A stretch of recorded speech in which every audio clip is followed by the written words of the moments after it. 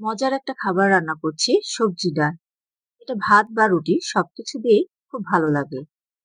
চুলায় একটা প্যান দিলাম, প্যানটা গরম হয়ে গিয়েছে। এবার এর মধ্যে আমি বেশ কিছু পরিমাণ তেল দিলাম। এখানে ৩ চামচ তেল দেওয়া হয়েছে। এরপর ৪ টা পেঁয়াজ কুচি দিয়ে দিচ্ছি। পেঁয়াজটাকে একটু ভালো মতো ভেজে নেব। পেঁয়াজটা ভাজা হয়ে গিয়েছে। এবার এর মধ্যে সামান্য পরিমাণ পানি দিয়ে দিলাম যাতে তেলটা ছিটে না আসে। ১ চামচ আদা রসুন, ১ চামচ লবণ, হাফ চামচ মরিচ, হাফ চামচ হলুদ, হাফ চামচ ধনিয়া। এই সবগুলো মশলাকে আমি কষিয়ে নেব। আমার কাছে মনে হলো আরেকটু মরিচ লাগবে, তাই দিয়ে নিলাম। মশলাটাকে ভালো মতো কষিয়ে নিচ্ছি। মশলাটা ভালো মতো কষানো হলে তবেই রান্নাটা মজা হবে। মশলা এবং তেল দুটোই আলাদা হয়ে গিয়েছে। মশলাটা কষানো হয়ে গিয়েছে। এবার এর মধ্যে আমি ১ কাপ মসুরির ডাল দিয়ে দিচ্ছি। মসুরির ডালটাকে আমি প্রথমে ধুয়ে নিয়েছি। এবার এর মধ্যে ২ টা আলু দিয়ে দিচ্ছি।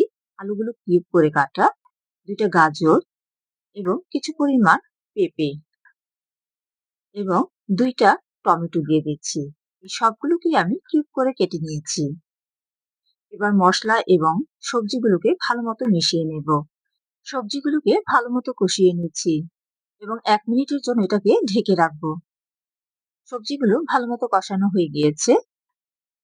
সবগুলো সবজি কিন্তু ভালোমতো কষানো হয়ে গিয়েছে। এবার এর মধ্যে পানি দিয়ে দিব। পানিটা খুব বেশি দিব না, যাতে করে ডালটা পুরোপুরি নরম না হয়ে যায়। এখানে ২ গ্লাস পানি দিয়ে দিচ্ছি। ১ চামচ লবণ দিয়ে দিব। লবণটা অবশ্যই স্বাদ মতো। লবণ কম হলে দিয়ে নেওয়া যাবে, বেশি হলে কিন্তু খাবারটাই নষ্ট হয়ে যাবে। এরপর এর মধ্যে কাঁচামরিচ দিয়ে দিলাম। এবার এটাকে আমি ঢেকে রাখবো এবং ১৫ থেকে ২০ মিনিট এটাকে রান্না করব। ২০ মিনিট পর ফিরে আসলাম। সবজি ডালটা কিন্তু পুরোপুরি হয়ে গিয়েছে। এই সবজি ডালটা কিন্তু ভাত বা রুটি সবকিছু দিয়ে খুব ভালো লাগে খেতে। ভিডিওটি ভালো লাগলে সাবস্ক্রাইব করবেন, লাইক দিবেন, কমেন্ট করবেন, বেশি বেশি শেয়ার করবেন। তৈরি হয়ে গেল সবজি ডাল। আল্লাহ হাফেজ।